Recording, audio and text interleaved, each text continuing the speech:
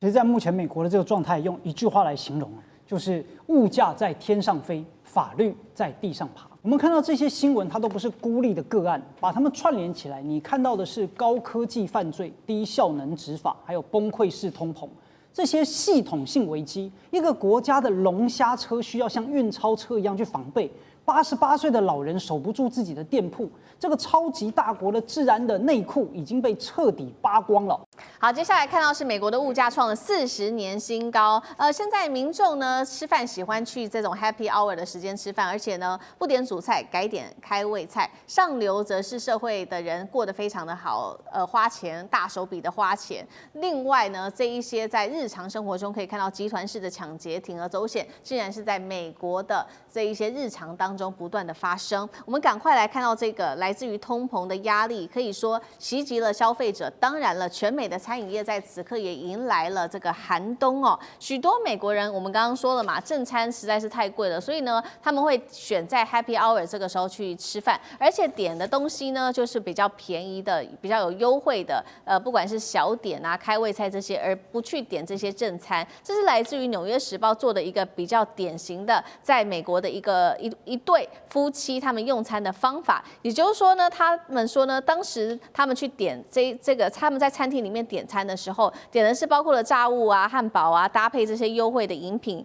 包括这个他们的啤酒，买1送1等等。那花费真的是大幅的降低了，到了$51，远低于他们过去呢一般消费的价格，大概是落在$75左右。那所以这就是美国纽约，还有包括多州现在的一些日常。那另外一方面，我们来看到通膨失控，当然呢是引爆犯罪率不断的飙升，而且是这种集团式，是这种快闪的抢劫袭击在美国多州。我们就举当中的几个例子来看，包括在加州，当时发生的事情，这都是这几天的事情。白天的时候，有10多名的蒙面歹徒突然间驾驶他们的车辆就冲进珠宝店内去做洗劫。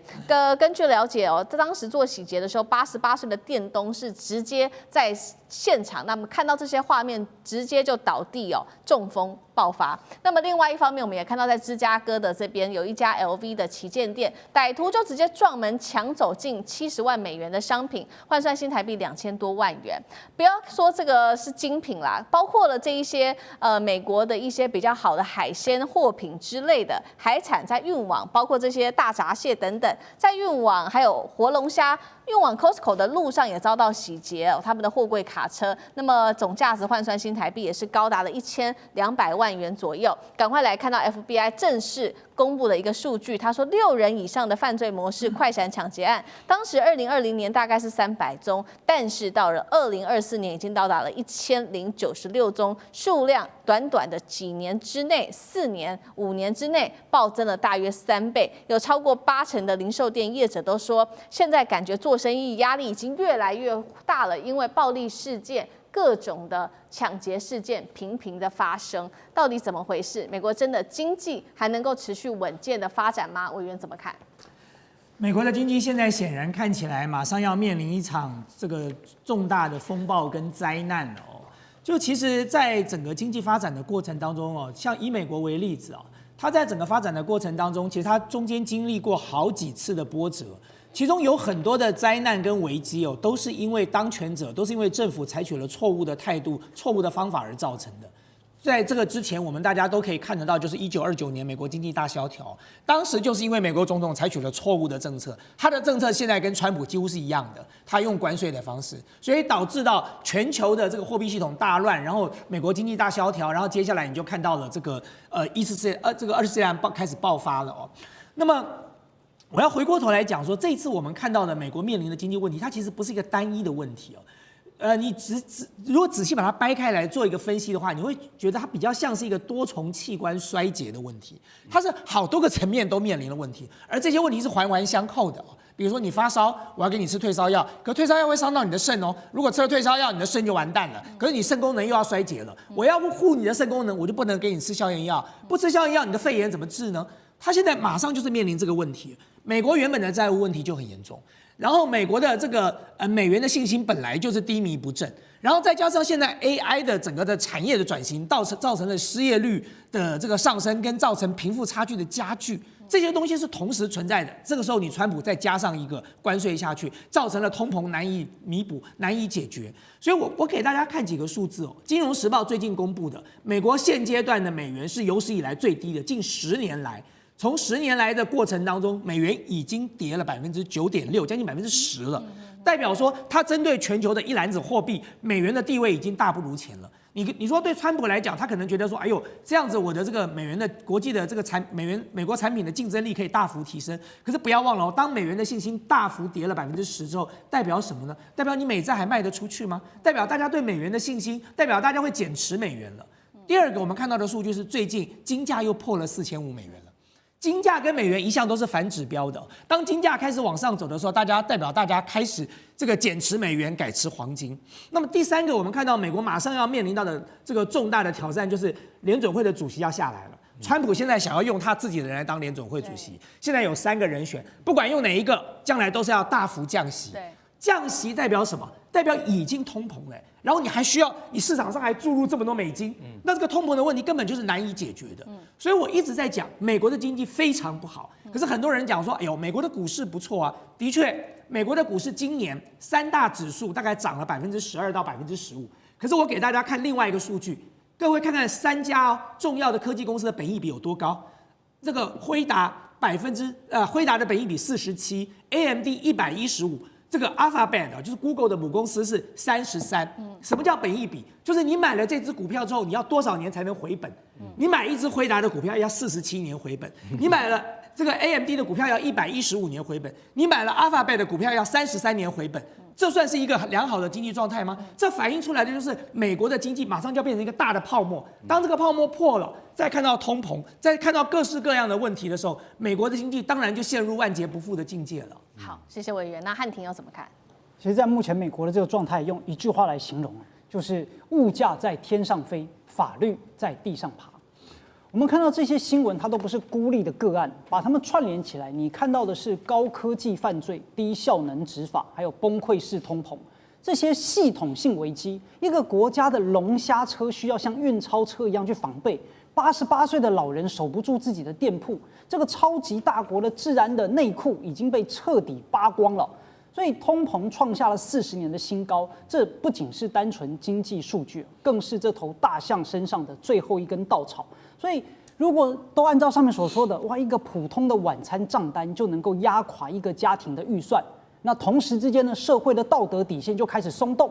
所以可怕的不是穷，而是犯罪成本的归零。在加州第47号提案这种荒谬立法的庇护之下，950美元以下的窃盗被视为轻罪。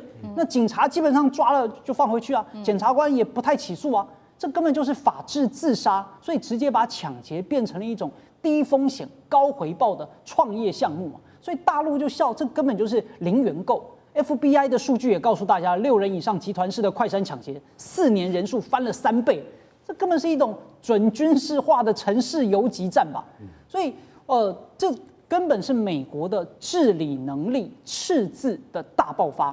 这大国的衰落不仅是因为外敌的入侵，就是因为你内部秩序的崩塌。结果美国政府在干嘛呢？就到处搞贸易战啦、关税战啦、科技战啦，然后矛头对准中国大陆，不然呢就是在外面发动军事战争。好。但是呢，对内却连一笔龙虾、一家珠宝店、一顿安稳的晚餐都保不住。这就是当下的美国。华尔街的精英在喝香槟，华盛顿的政客在搞斗争，普通老百姓只能在 Happy Hour 里面吃着干瘪的面包，祈祷下一个被撞开大门的不是自己家。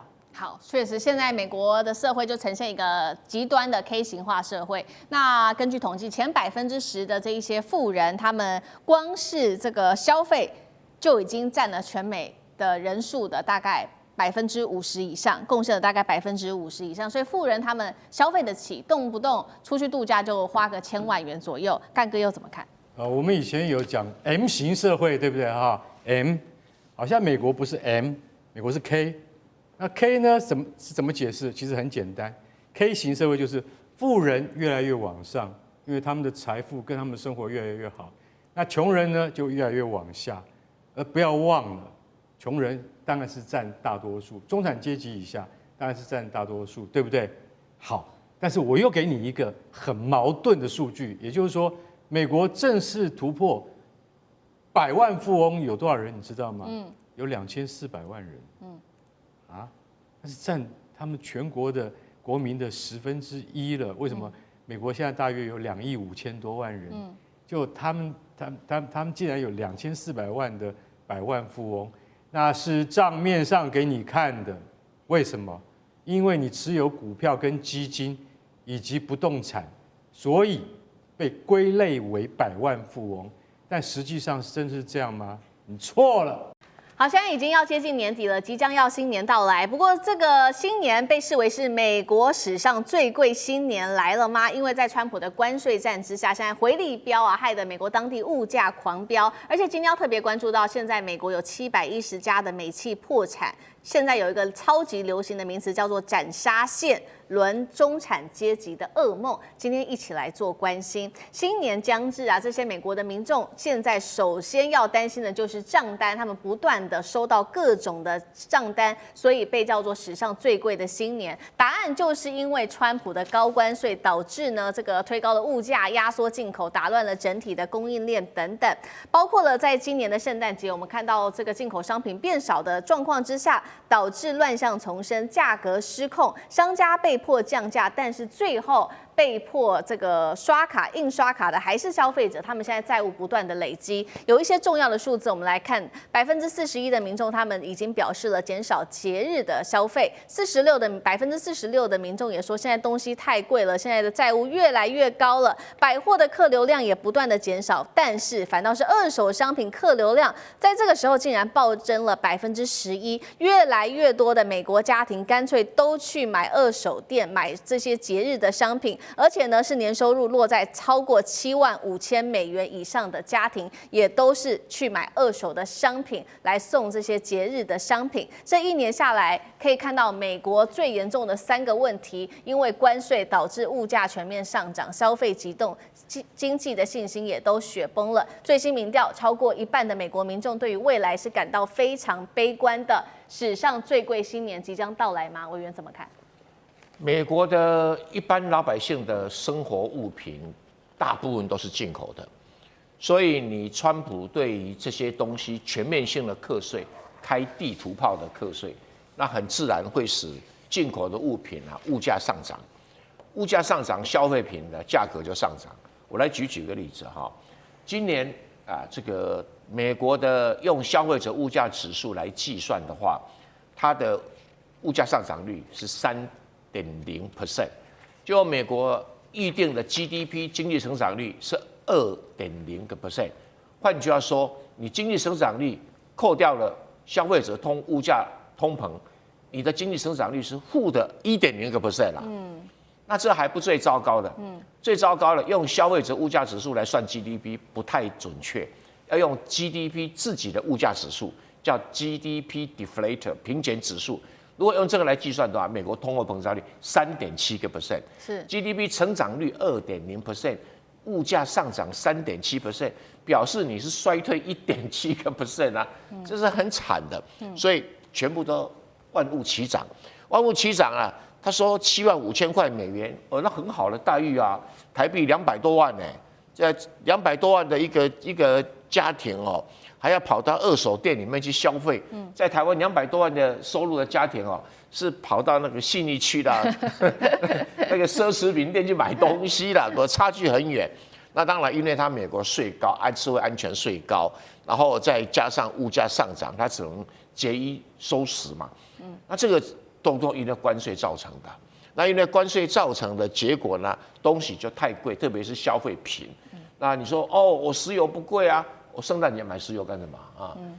我这个天然气不贵啊，我圣诞节也不会多用点天然气啊。所以美国的老百姓这个宝宝痛，心里痛啊，只有宝宝知道，每个人都很辛苦啊。那所以你可以看得到说，物价上涨，那自然的这个消费者信心就会瓦解啊。那一瓦解的时候，你除了尽量存钱以外，你会信心崩溃，会对未来看不到愿景。然后再加上 AI 的热潮来了以后，中产阶级面对了裁员的一个风险，所以每个人都胆战心惊，害怕掉到斩杀线以下，爬不起来。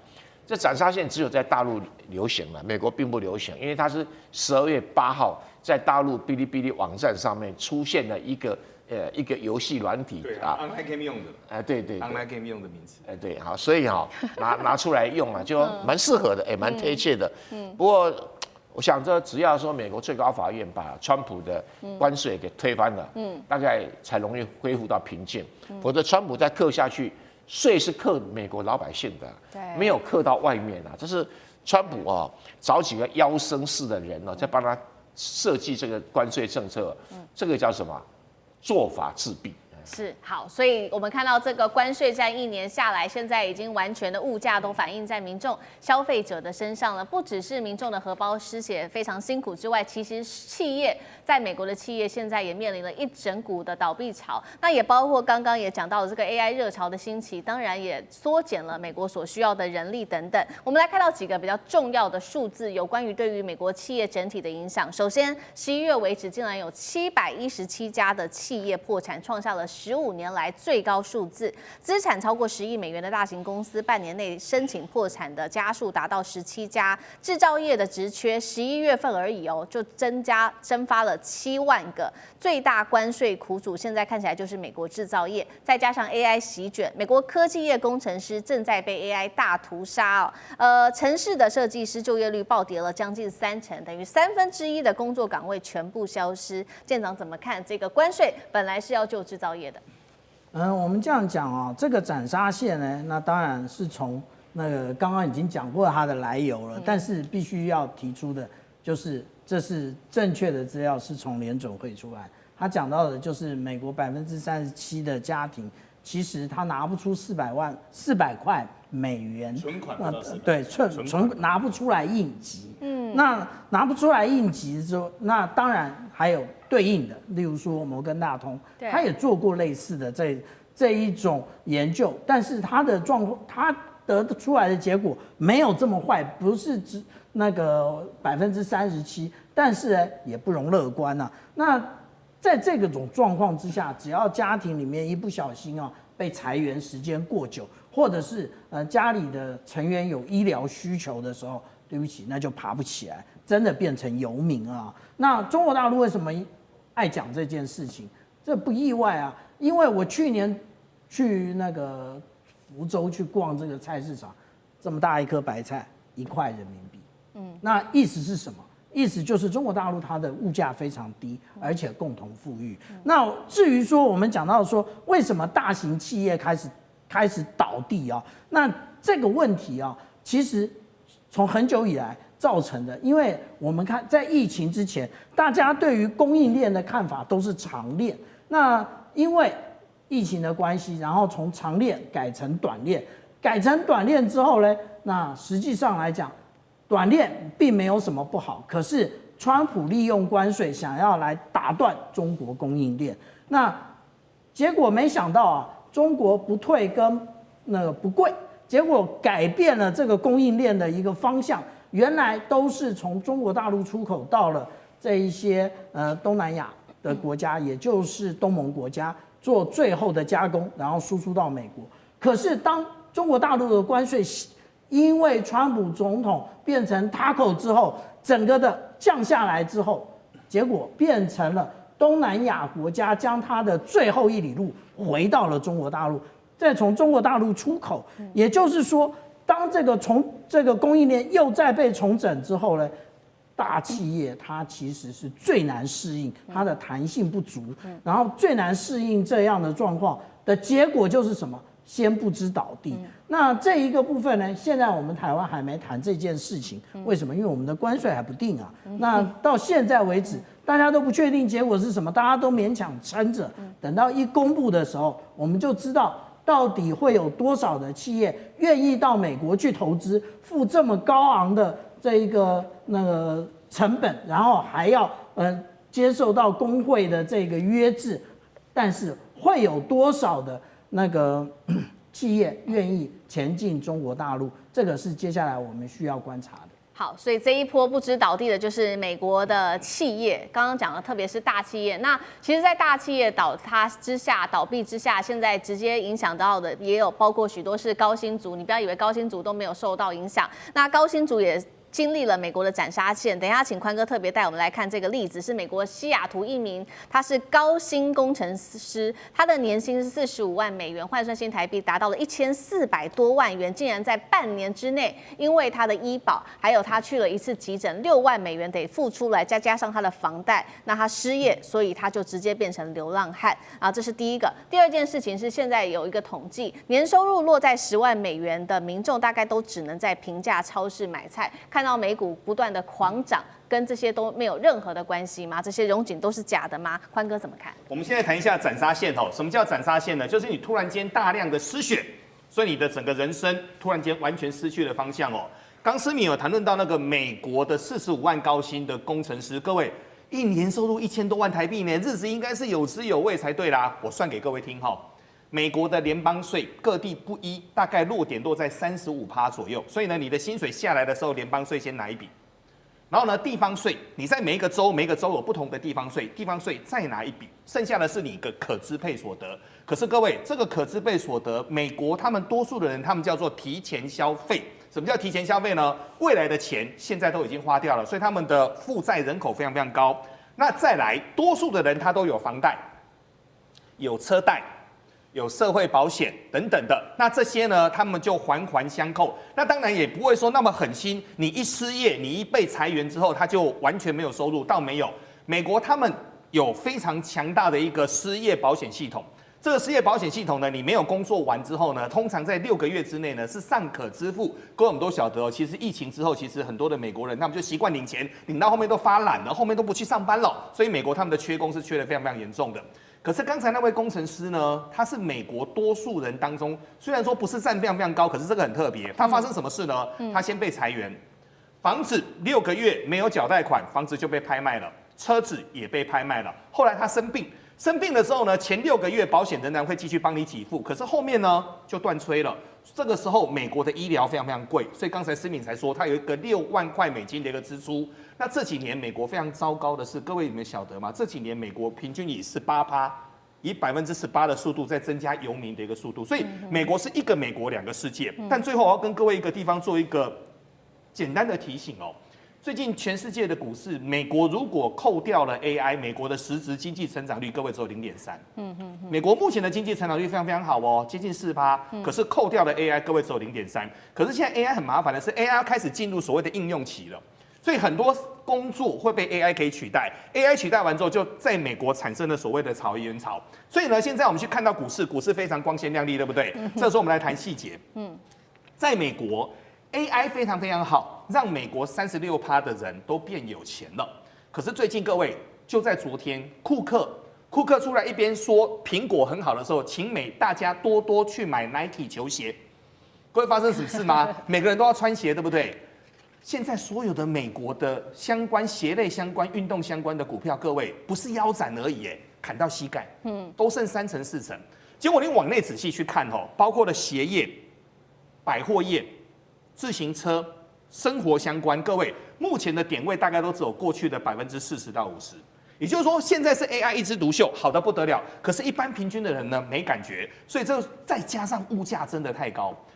我太太啊，10月份才去美国开了一个会，跟我说，在美国吃一个早餐，随随便便吃一个早餐20块美金，吃一个像样的西餐，穿着礼服去吃的像样的西餐，要花超过200块美金，这个就是美国现在物价的状况。所以简单的跟各位说，美国现在的物价就成为了选举当中最重要的关键点。这个也是为什么川普急得不得了，因为川普已经连续输了3场的地方型的选举了。本来应该是耶诞节，但是在美国却如此的不幸，是耶诞节崩了吗？因为尤其美国在消费、房市、就业3线失火。现在呢，根据统计，美国有50万人都是住露营车来长期过夜过冬的。另一方面，中国大陆则是改变了它的经济的战略啊，连12个月是默默的囤黄金，是为了什么？在做什么样的准备呢？今天就这些议题，我们会一起的来做关心。好。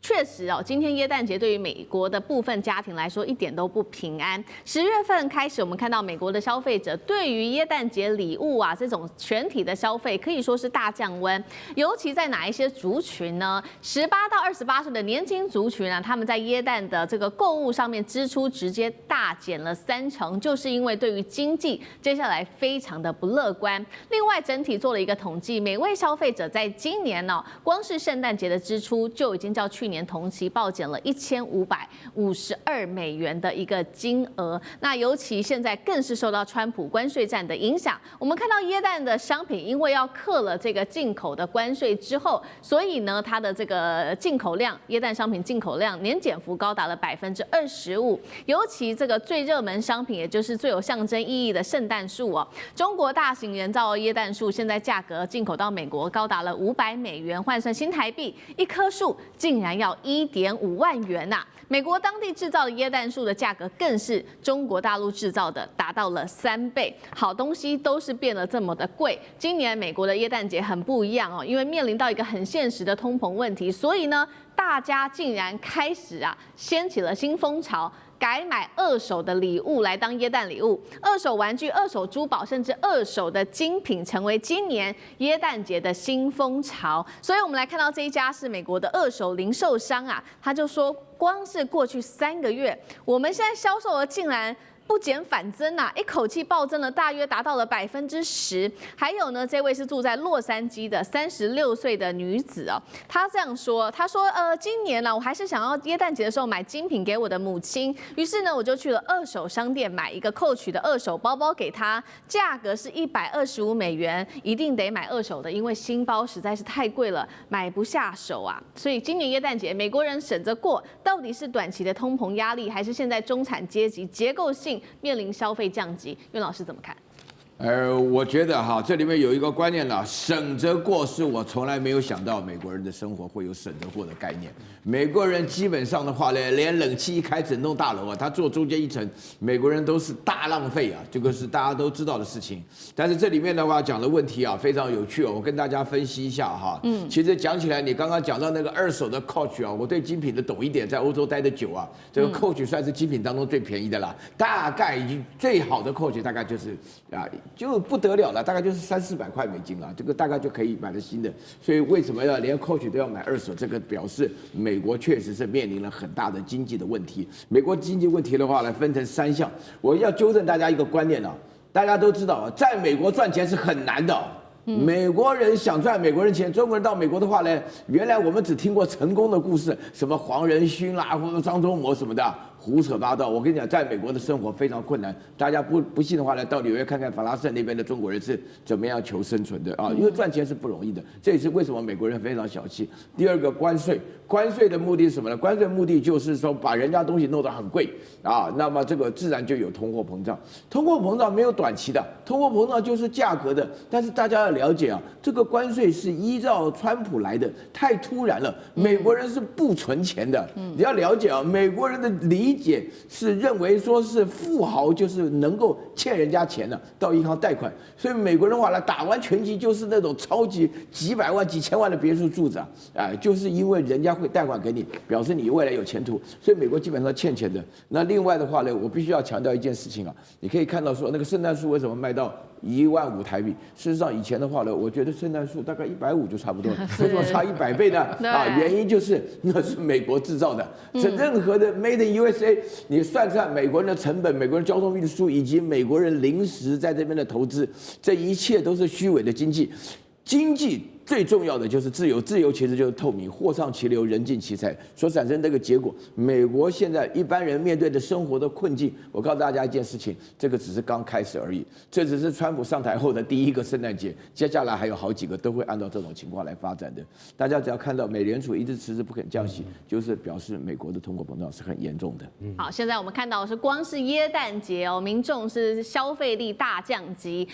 不仅仅现在是整个耶诞节，我们来看到如果宏观观一下美国现在整体的经济状况。我们从3个方面来做解读，其实也不乐观。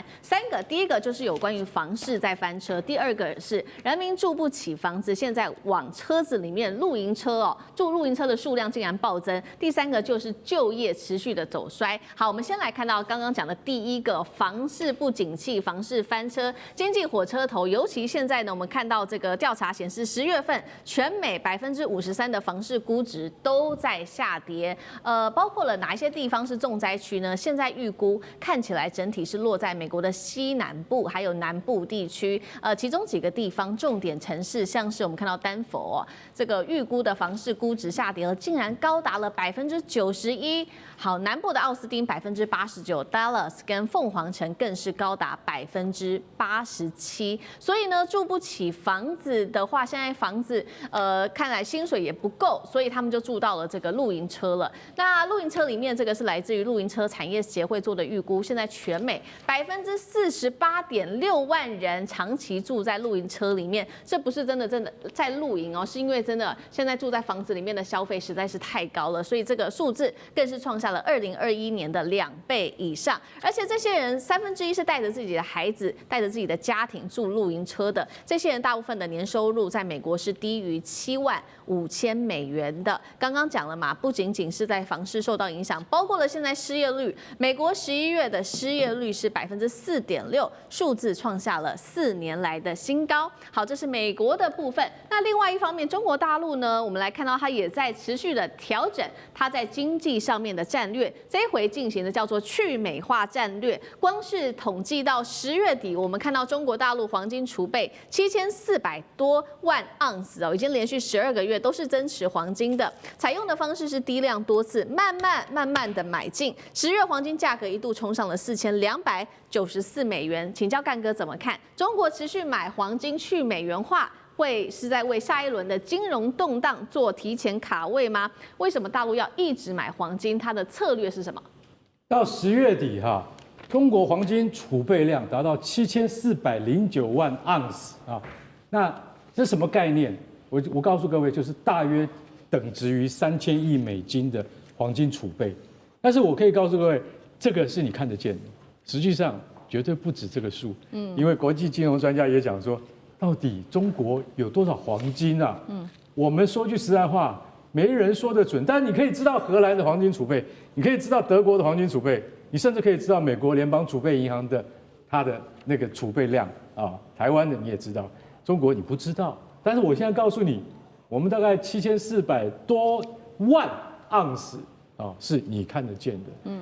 你知道中国大陆从去年开始，每个月都在多买黄金，但是呢，它平均多少？你知道？平均一个月买3万盎司跟那个7000万比起来是9牛1毫嘛，对，你感觉不出来，对，所以它不会造成东南亚附近这些国家的金价的太大的波动。为什么？它就是不要波动，但是它把黄金当成战略储备物资在进口，所以它慢慢的买，而且为什么你知道？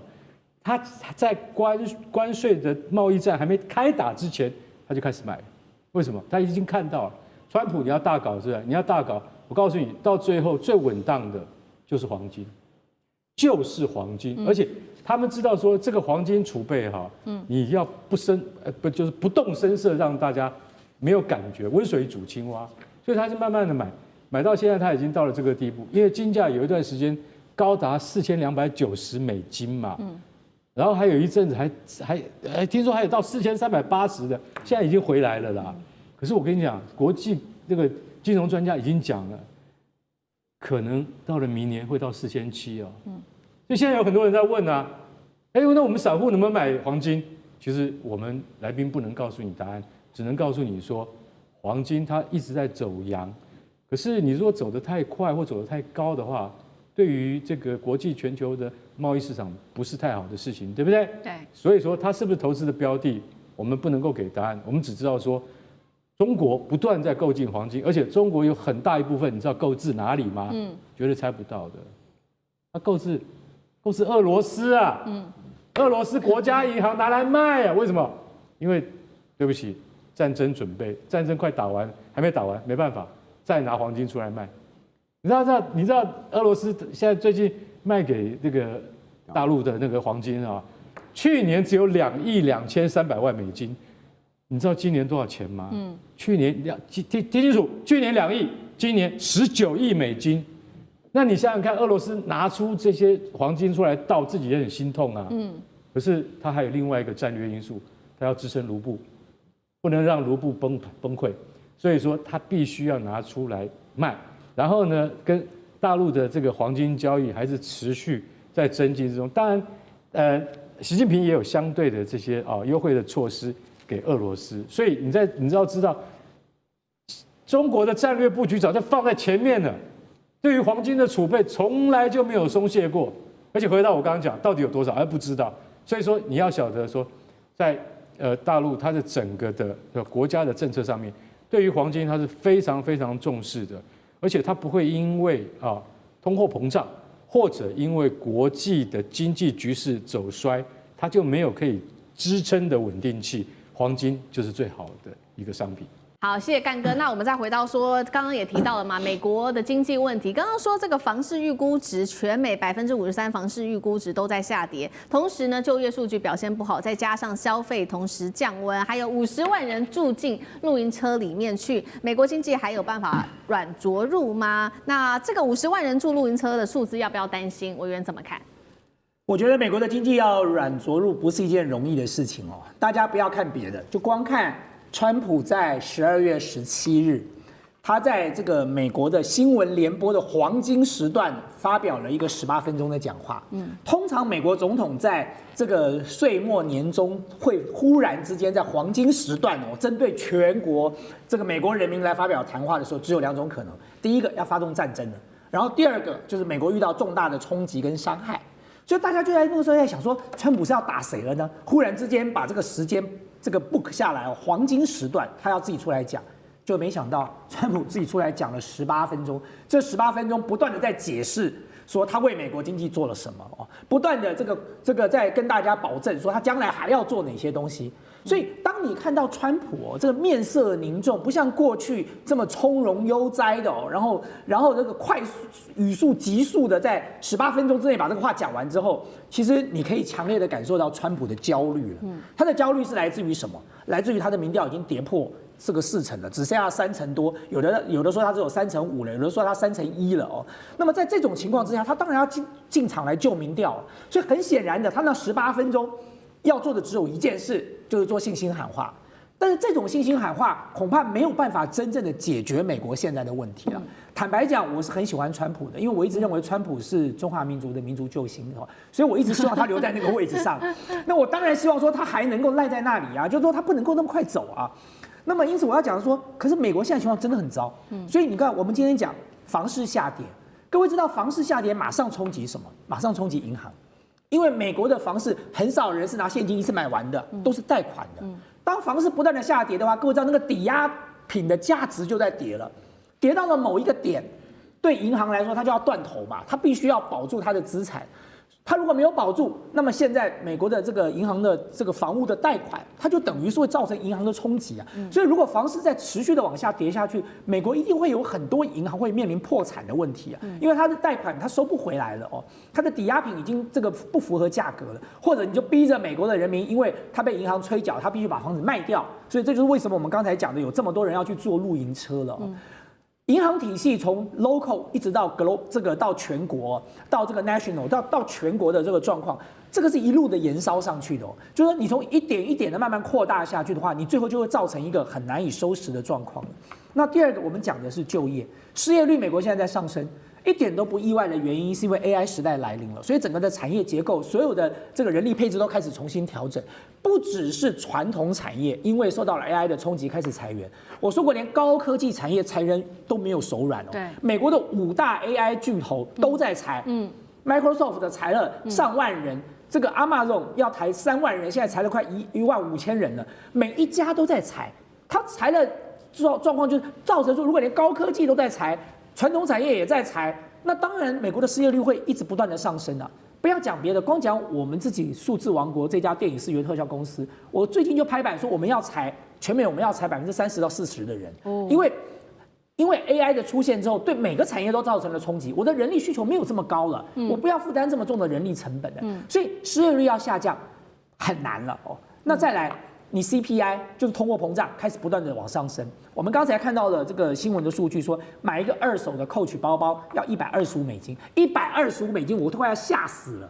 就是如果有去过美国的朋友就知道说 ，Coach 在美国的 Outlet 其实不是一个很贵的品牌哦，所以呢，我们台湾的观光客到 Coach 都是扫货的嘛，大概来就开始扫。日本这个观光客早期最喜欢 Coach， 就一去就是整个都把它扫走了嘛。当然，你现在还有一些什么 Michael Kors 啊，什么各式各样的品牌，但是 Coach 基本上它的价格没有那么高，一个2手的东西要卖到125，那真的是非常惊人的天价了。但是重点不是这个，它不是奢侈品的问题，它的民生必需品，它的价格也在涨啊。所以各位知道，就是说对一个国家来说，当你的失业率上升，当你的 CPI 也在上升，你就是被判了双重的这个夹杀了，死刑了。就是对美国的 Fed 来讲，它通常要不要升息，它就是看这2个数字嘛，失业率跟 CPI。如果失业率上升了，代表经济量能不够，它必须要释出更多的资金到市场上来。如果 CPI 太高了，通货膨胀起来，代表市场的资金太多，它必须要把钱抽回来。但是如果这2个都上升的时候呢，它就两难了。我究竟应该放钱还是不该放钱呢？那如果再加上房市开始下跌，银行头寸越来越紧，那我不得不被逼的再放更多的资金。所以你看到联准会最近宣告什么？他宣告美国接下来还要再升息，这个降息1码，哦，等于是再降1码，再放钱进市场。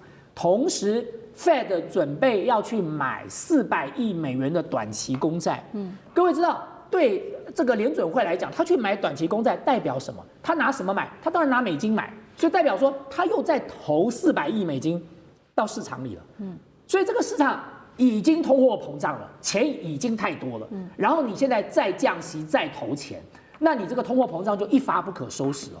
所以我要讲的说，对美国来说，它要软着陆，恐怕真的不是一件容易的事情哦。那么当然还是回到我先前讲的啦，我是希望川普能够顶得过去啊，因为他毕竟还有1-2年的时间，就是中华民族的伟大复兴大业还没有完成啊，所以川普同志要继续努力啊。美国的白领失业潮，这个是裁员潮来临了吗？这个大海啸，川普最新消息在今天早上台湾时间，我们看到他的18分钟的这个演讲，政绩现在被嘲笑说是秀失灵秀啊。那么我们关心到是克鲁曼经济学家也示警说，美国经济衰退已经陷入在前期了，美国经济撑得住吗？今天会一起的来做关心。3个火线话题，今天请来宾帮我们做解答。这一场这个演说高达了18分钟的时间，被外面笑说是吹牛秀，因为川普他高喊说，在他的执政之下，美国的物价狂跌，就业率不断的创下新高。但是实际上，我们看到了一些最新公布的数据，美国在今年前11个月已经有超过110万人被裁员了，这个数字较去年暴增了54%。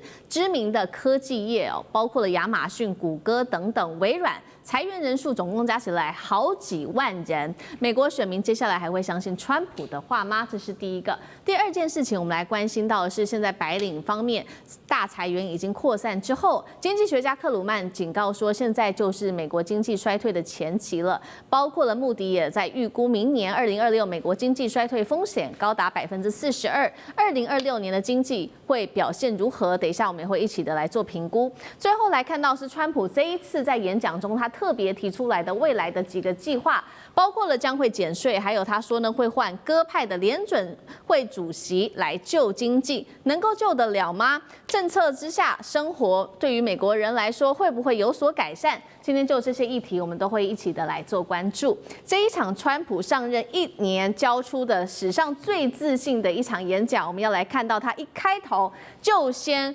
狂批前政府，他点名了拜登，他说我是在接手你的烂摊子啊。那目前接下了之后，正在努力让美国比以前变得更强大。那么我正在把它修好，他也夸口说自己的边境政策从最烂已经变成最好了。他还自夸解决了中东3000年来的冲突，但是我们知道以色列到现在建国也才77年。我们先来看一下有关于川普他这场演讲最新画面。11 months ago, I inherited a mess, and I'm fixing it. 1 year ago, our country was dead. We were absolutely dead. Our country was ready to fail. totally failed. Now we're the hottest country anywhere in the world. We are sending every soldier $1,776. 好，这一场演讲被称作是老王卖瓜，自卖自夸。他同时呢也宣布了一项政策的利多，说要给军人超过美国100万的这些军人，每个人可以领到1100多美元，换算新台币大概是5万多元，这个叫做战士红利。好，先来关心一下，因为他非常的自夸，说自己把这个美国的经济搞得非常的好。那生活成本，我们先来看到他谈民生，他说呢，我真的已经让美国的物价大家都可以明显感受到已经快速的飞快的下降了，包括汽车的价格现在也狂跌，火鸡价格他说跌了33%，遭到美国的农业部打脸哦。他说今年火鸡批发价不但没跌还上升，但真相是火鸡它本来就是一种亏本的商品，零售商通常会故意卖的比较便宜，把民众拉进到卖场里面去。好，第二颗震撼弹，他不断的自夸的就是他说呢，美国的就业率、就业人口，他说创下了新高，新增就业100%哦，来自私部门。但是我们也要来看到最新公布的这个美国的就业率前11个月，我们来看到他说呢，裁员人数超过4000家，企业裁员人数超过了110万人，较去年暴增了54%。光是11月份的失业率新增了70万人，更是创下了4年来的新高。好，再来看到的是当中呢，几家刚刚说了嘛，这个裁员人数最高的几家企业，包括了提到了英特尔7.5万人 ，UPS 4.8万人，亚马逊3万，雀巢1.5万，微软1.5万。Panasonic 1万，但是实在是太多了，其实念不完。至于大家很关注的这个关税问题，现在表现如何？川普他就说了，只要企业来美国设厂能够免关税，就已经吸引到了大概有18兆的资金来这边，涵盖了各个范围领域，包括了 AI。到汽车制造业等等，但是我们来看到高盛的最新数据显示呢，这个有关于这个2025年美国消费者啊，一共是要吸收自己的关税成本高达了55%，企业要吸收22%，外国出口商则是要吸收18%。节目一开始特别请教赖老师了，如何关注这一场18分钟的演讲？他不断强调了物价下跌、就业创新高。川普现在要救自己啊，因为他本身面临跛押的危机了啊，因为甚至连 CNN 就直接说你已经是一个跛押总统了。我想这个最主要有几个因素，第一个因素就是前一段时间的其中选举的前哨战，川普惨败，不管是纽泽西州、纽约市的市长的选举、州长的选举，以及这个加州的这个选民。这个从划分选区从划分的问题，川普都输了，所以很多人说你的其中选举的前哨战惨败，那会影响到他的其中选举。最近的民调都出来了，最近的民调总体上来讲，它其实没有下，39比上次的民调是38，其实还略微成长了1%啊，但是是在正误复差的3%之内，但是它的最大的危机是在于它 MAGA 的核心圈。已经分裂了，已经往下降了。之前他 MAGA 的核心圈大概是在26到29的支持度，可他现在跌到20上下的这样的一个支持度，等于是重挫了6%左右。我想川普他最担心的就在于，如果他的 MAGA 的核心支持度再往下跌的话，他对共和党的控制力就会有问题。为什么？共和党本身这个他的当选。与否要建立在他的基本盘，也就是川普的基本盘那个25%或是26%，他会构成他的共和党的候选人，他不会落选，但是不一定当选。也就是说，这个话可能会有矛盾了。如果没有这个川普的基本盘，他一定当选不了。所以他一定落选，所以他一定需要川普的基本盘。可是有了川普的基本盘，不一定能当选，那还要看他个人跟中间选民。可是他没有川普的基本盘不行，川普就控制他的基本盘，能够控制整个共和党。我想这个是很重要的。那川普现在要救他自己的时候，他该怎么办？我觉得他批拜登是有道理的，因为这4年以来，拜登把美国的经济搞坏了，不断的印钞票，图利他的盟友，但是问题就是川普的关税没有办法帮他解决问题，也就是说他的关税政策没有办法创造更多的就业机会，没有办法减低物价，没有办法使联准会愿意降息。我想这个也是不争的事实，所以他的18分的演说啊，我觉得对于很多的选民来说是不会买单。但是 MAGA 在这个部分里面，他强调了军人是他的铁票。对。第二个就是药品下降，这也对他来讲是有帮助的。对。所以我个人觉得他的诉求对象已经很明白了。先巩固住他的基本盘，他的战略应该是放在明年。好，所以确实哦，这一场演讲到底民众买不买单？我们先来看到一个最新的针对美国还有川普这个整体的民调，39%是认同他的整体施政的，只有39%。那再来就是说，认为他处理经济处理的还可以的，只剩下33%。也就是说，这个真的过去拜登留下来的这个烂摊子，现在看起来民众认为川普也没有能力去解决。最后在生活成本控制的这一题上面，支持率更是只有27%，连这个诺贝尔经济学家都出来讲了，克鲁曼他直接示警，美国经济已经正式进入到衰退前期。尤其克鲁曼特别提到了有关于美国的就业数据，他认为说疲弱到现在可以认真的去担忧这件事情了，也就是衰退即将降临。包括穆迪最新分析报告显示，2026年美国经济衰退几率达到42%。委员怎么看有关于明年2026美国的经济衰退可能性？换上鸽派联准会主席就能够救经济吗？还有这一场18分钟的演讲，委员如何看？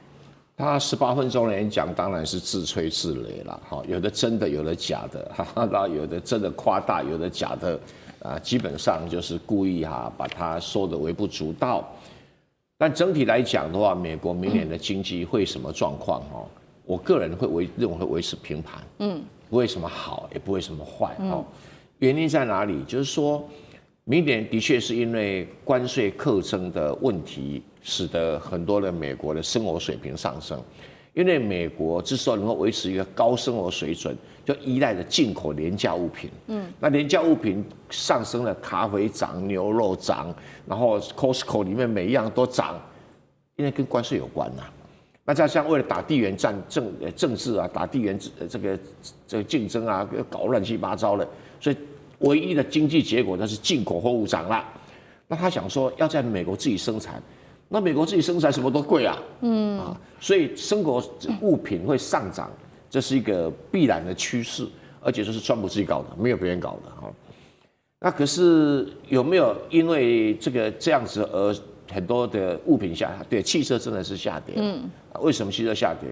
因为以前汽车涨的时候是拜登的政策要淘汰燃油车，那现在他反而倒过来打压新能源车，所以燃油车的继续就原来的模具、原来的材料就继续生产下去了。所以难免中古车会倒出来，所以整体汽车价格下跌哈。但是这个坏的方面也有一个好的方面，就是他拿着枪到全世界去要人家投资，所以资金在明年都会大量回流。大量回流的话，它的投资金额支出会大量增加。那同时呢，这个整个就业的数字也会增加。对。那现在所谓的失业率砍了很多，是因为结构在转变。那很多过去 call center 的不用了，改用 AI 啦。这个很多的行业，可是基本上来讲，虽然有裁了100多万人，可美国总共的就业数是大概800万，以上在运转哈。当然，它3亿多人口，大概有新增加700多万，所以林总总来讲，净增加大概6万多人。那是有史以来最少了，最少了。可是即使是如此这个失业率还轻微上升到大概1年多来最高的数字已经到4.6%。那4.6%就反映在很多的行业表示薪资就会降低再加上通货膨胀虽然是很温和，但是也超过美国人的忍受程度已经2.5% 以上了。所以整体来讲，美国人日子不好过那 GDP 虚胖因为他明年的 GDP 可能每一个人均所得 GDP 会到达有可能会到达9万块美元。而相对的，中国大陆的 GDP 大概只有13000到15000块，差距差不多6倍左右。可是问题是，在美国一个汉堡同样的东西，在中国大陆至少快要10倍啊！所以中国大陆虽然是 GDP 少，但是问题它的生活水平并没有比较差，原因也在这里。好，所以我们整体来看，就是说明年会不会降息，要看那个联准会主席是谁。如果是哈塞特这种降息国家队，那就降息幅度就大了。那如果是那个什么沃特，那个看起来不像是降息国家队，会降，但幅度不大。那这个时候就边走边看嘛。那如果降息幅度不够的话，美国经济会在平盘下来一点点，但是不会衰退。好，刚刚特别提到嘛，所以会不会降息这件事情，因为川普已经选了一个他希望是鸽派的联准会主席上任，如果真的降息了，接下来对于美国经济会比较好过吗？这是第一个问题。顺便也看到川普提出的是说要减税，这一些问题加上一起的话，就能够改变美国现在目前的状况吗？将军又怎么看？我不认为美国人民来讲，在明年日子会比较好过。从几件事情看出来，这次川普18分钟演讲，他演讲的主题是什么？是让美国再次负担得起。那是不是言下之意就是说，美国人民现在负担不起他们一般基本的食衣住行、基本生活所必须支出的费用，老百姓负担不起。所以川普这个演讲很明显的就是承认，换个角度来看，就是承认自己现在美国现在老百姓生活负担很重。第二个，我们从一个数据上面就看得出来，就是美国川普现在今年的支持率，从他原来刚当选的47%跌落到现在剩下39%。那中间这个落差，我觉得对美国老百姓，当然绝对不是因为你这个川普拿到有可能在加沙圈核子弹啊，或者是俄乌战争有所成效获得的这个这个支持率我觉得很明显的，这支持率会下滑，就是因为美国人民生活的比较艰苦，所以你的支持率会下降。那我想说会造成美国这种生活会比较平稳，有几个原因。第一个来讲，当然就是关税的问题了。你美国川普自己本身错误的关税，你贸然去要求这些关税，然后想要制造业再回到美国，但是没想到的却是让进口的成本这个普遍的增加，尤其是说老百姓生活所要的日常生活所需的用品来讲，不断的增加。第二个来讲，我觉得川普自己的个性有很大的关系他自己承认自己是酒鬼个性，虽然说他滴酒不沾，但是他酒鬼的个性，什么叫酒鬼个性呢？就是激进，然后这个变化莫测喝了酒的人就经常胡说八道，所以人家为什么讲他taco为什么讲他激进，就是这个原因。在这种状况之下，我不认为他的新的经济政策有助于美国明年老百姓的经济生活改善。好，接下来特别关心到了美国，因为它最新公布的这个失业率创下4年新高，今天我们也会来就这个议题做关心。它的非农的就业也创下了5年最惨，同时这个也是最新的数据。现在看起来破100万人的裁员潮，在今年海啸已经席卷了全美。今天我们会就美国的经济是否已经正式的失速来特别做关心。赶快来看到几个最新公布的数字，是11月份美国的就业数据增加了6.4万个职缺，看起来好像还行，但是我们现在看到，让美国人民真正害怕的是他们的失业率。现在1年多出了70万名的失业美国的人口，那么失业率狂飙到4.6%，是这创4年以来最新高的一个记录。同时，它的非农就业人数单月更是暴减了10.5万人。数字一出之后，道琼指数立刻是重挫了200点。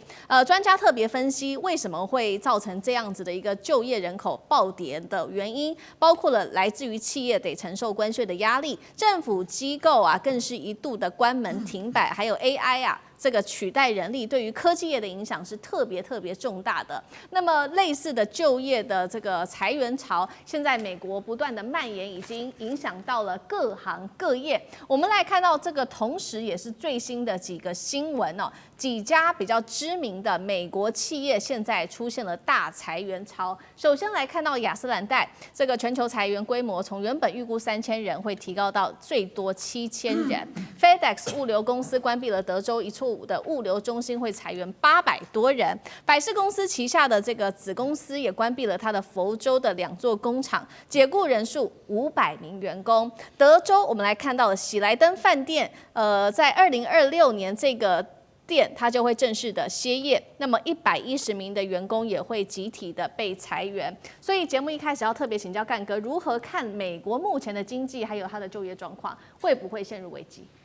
联邦储备银行的总裁叫威廉斯，他讲了一段话，他说职位的增加一直处于疲软的状态。什么叫职位的增加？就是说你在国内的职务需求就一直没有增加，为什么？因为直接的冲击就是 AI， 好不好？我们现在在讲说 AI 泡沫化，但是 AI 同样冲击的市场，尤其是白领阶级。蓝领可能还没有那么严重，但白领阶级为什么？因为他们是要做决策的，在有很多 paper 或纸本或是决策上面，其实老实讲一句，透过 AI 来做，会比人脑要来得快得多。这就是为什么你说啊，这个新增了，我们11月新增全美4.6万个工作机会耶，新增那么多，那为什么失业率还是创新高，变成失业率变成4.6%，创下4年的新高？也就是说，这增加的64000个职缺根本没有对市场有什么帮助嘛。而且威廉斯他说会越来越明显，为什么？因为现在的裁员不是像以前啊，比如说啊，英特尔他突然说要裁员多少？裁员2000人啊，3000人，全球裁员啊，他也会一次性的这样做。为什么？跟年报财报有关系。他可能这一次砍掉的话，他对于他的年底的那个财务报表会比较好看，等等之类的。现在他说不是，现在各大企业你去看这些企业，它都是一次小规模，一次小规模，然后多次在短时间之内发生这种事情。我一次裁50个人，你不会痛啊？可是我隔了1个多月，我又裁了20个人，然后你会发现你对面那个同事不见了，没有人来替他的职务。这是很多美国的银行，尤其是银行发生这种状况，因为他们只要发现 AI 能够做的事情，就干嘛？就不需要你了。那你就要想，为什么我还坐在这边？为什么我对面的同事不见了？他也许是我的上级，他也许是我的平级，他也许是我的下属，但他不见了。对，2个礼拜以后没有人补他的位置，什么原因？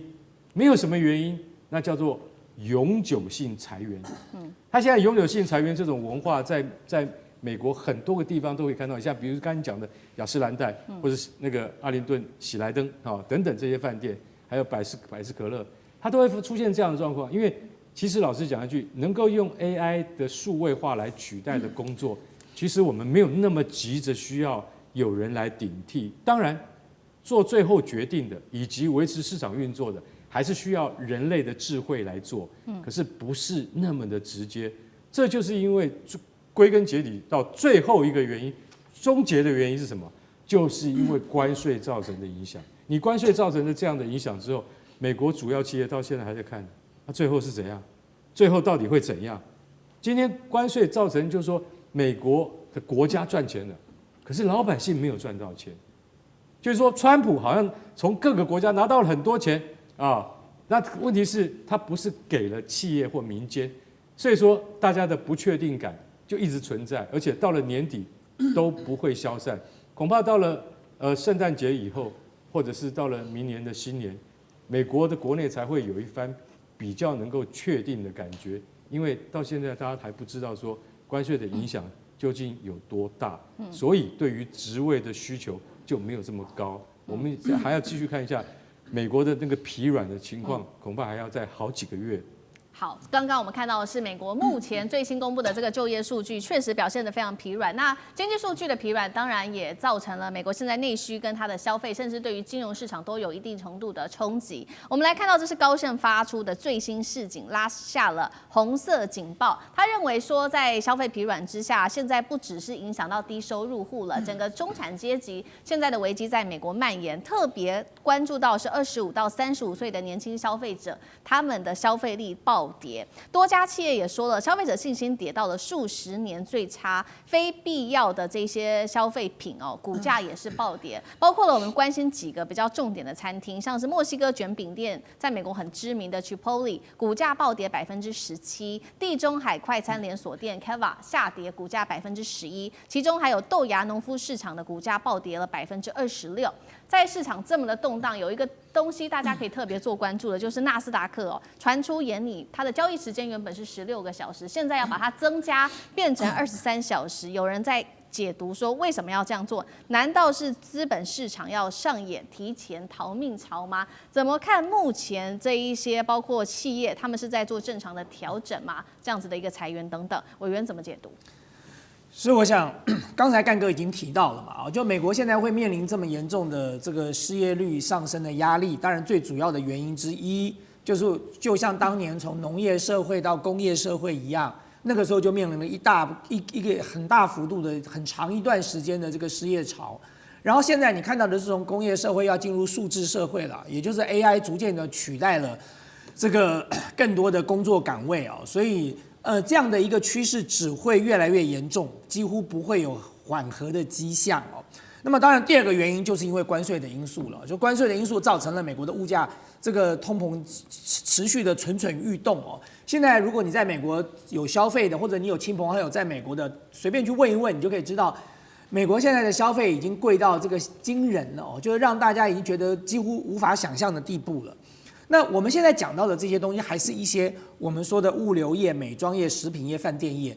可是如果我再把时间再往前推半年，我让各位看到的是什么呢 ？Microsoft 从去年到今年已经裁了上万人了，就是 Microsoft 都裁了上万人了。你说 Microsoft 有没有 AI？ 有，它有 Open AI 啊。这理论上来说，它不应该要裁这么多人，它裁了上万人。Google 也裁了一堆人哦。然后到了 Amazon。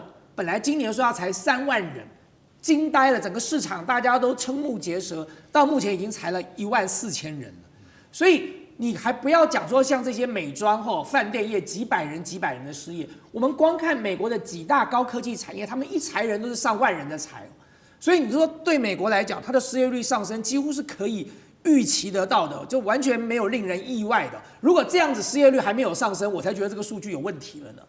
那么你回过头来讲，现在对美国最大的问题是什么？美国最大的问题就是华尔街不断的在炒作利多消息，所以华尔街我们看到那个股市的那个数值哦，那个泡沫越来越大。当股市的泡沫大到跟实体经济脱钩的时候，那就是金融风暴要来临了。但是华尔街持续的在玩这个游戏，所以我们看到你说纳斯达克说为什么要把交易时间再拉长？因为对华尔街的人来讲，他们永远都在报喜不报忧，永远都在玩各式各样的这个资本操作的游戏。他们如果不玩这个操作游戏，他们就要卷铺盖回家了，就要换他们失业了。所以现在美国最严重的状况是什么？我觉得美国现在陷入了一个两难的局面。在美国的联准会决定要不要升息，决定这个所谓美元的这个货币政策的时候，他们通常都考虑2个东西。第一个数字，失业率，如果失业率攀高，他们就要把资金注入市场，让经济体系能够有更多的资金。第二个，这个 CPI， 如果这个物价水准往上升，他们就必须要把钱从市场上抽回来，让市场的这个资金减少，让这个物价可以下跌。所以在前一段时间美国通膨严重的时候，你就看到 Fed 快速的升息，但是他现在面临一个两难局面，他失业率升高，他的 CPI 也升高了，所以到底要选择哪一边呢？这就是美国现在最严重的问题。我觉得对美国来讲，它的经济的致命伤就是当你没有办法同时解决失业率，你也没有办法同时解决这个通货膨胀的时候，那么在我们经济学的理论里，它就几乎是判定了，就是这个国家的总体经济已经面临了重大的冲击跟危机了。而现在美国正在走上这条路。好，一边是失业率暴增哦，另外一边还有通货膨胀。那现在呢，一个美国的资产管理专家，他叫做麦克格林，他在这个时候就突然间讨论了一个问题，然后提出了这个问题之后，在网络上面引起了很大的一个讨论。因为他就问了网友说：“你们认为说，2025年如果你在美国生活，一个家庭到底要赚多少才会感觉到，你的生活没有这么的拮据呢？”特别是针对这些中产阶级。结果他给了一个答案，年收入要达到14万美元，换算新台币其实已经算非常高了，455万元，你才会感觉没有这么的拮据。这是目前中产阶级的困境吗？将军怎么看？这如果说是一个家庭年收入要到14万美元才能够维持一个体面的生活，我讲的请注意，我讲是一个体面，而是不是只是温饱而已大概要14万。那这个数字代表什么呢？美国来讲，现在他们收入的中位数不是平均，是中位数，概略是8.5万，也就是说你必须要以中位数的1.7倍，你才能够维持一个体面的生活。那为什么美国来讲要维持一个体面的生活要花到这么多钱？我们知道，你维持生活有2种消费，一种是必要型的消费，一种是比较这个软性的消费必要型的消费大概不外几项，第一个育儿，对不对第二个医疗，第3个食品，第4个是住屋房贷甚至于如果说有些人如果他有学贷来讲的话，可能还有学费。那我们减少这5项。对美国人来讲的话，这5项可以说是他们消费的5大金刚。那这个钱是没办法省下来的。对，比如说我们讲育儿，你请一个保姆来讲的话，我们台湾请一个保姆大概就是一个保姆最多只能带4个，你不能带超过4个，超过4个就违法。那通常来讲，带2个已经很吃力了。如果没有经验来讲，带2个已经很吃力了。所以说你的保姆费你就省不下来嘛，他的收入你就一定要给他到这么多钱，你不能说大家平均这第一个育儿的费用为什么会高？第二个，这个租屋的经费，那当然更不用讲了。最近美国这个房贷的费用、贷款费用或者是房租的费用一直不停地升高。那食物方面也是啊。那再来我们讲医疗保险，我们讲医疗保险这个，譬如说我们请一个看护，老年人要请一个看护，一个看护他最多就是照顾2个人，他就是一定要花这么多时间，你不能说一个看护照顾100个人，所以像这些消费来讲，它省不下来。但是有些消费它是可以省下来的，比如说因为基于全球化的关系或者自动化的关系譬如说电视这种电视产品电器产品或者是说这个衣服啦、鞋子、袜子啦，由于是大量的生产，所以它价格可以压低。但是这些东西呢，由于美国川普自己搞这个关税政策，反而这些成本都垫高了，再加上失业率升高，所以不管是软性的消费，或这些我刚刚讲的软性的这些消费，或硬性的商品的采购来讲，价格都攀升。所以他们认为说，一个家庭如果要维持就是食衣住行娱乐样样都面可以维持一个基本的体面需要来讲的话，他们认为要到14万那么高的美金。所以我觉得这也是代表美国来讲，他们经济上所面临一个最大的一个困境在这边。好，谢谢将军。那我们休息一下，马上回来。地缘政治、美中之争、战略价值、强权崛起、小国生存。现在与未来洞悉事件走向，掌握世界脉动，全球观点尽在环球大战线。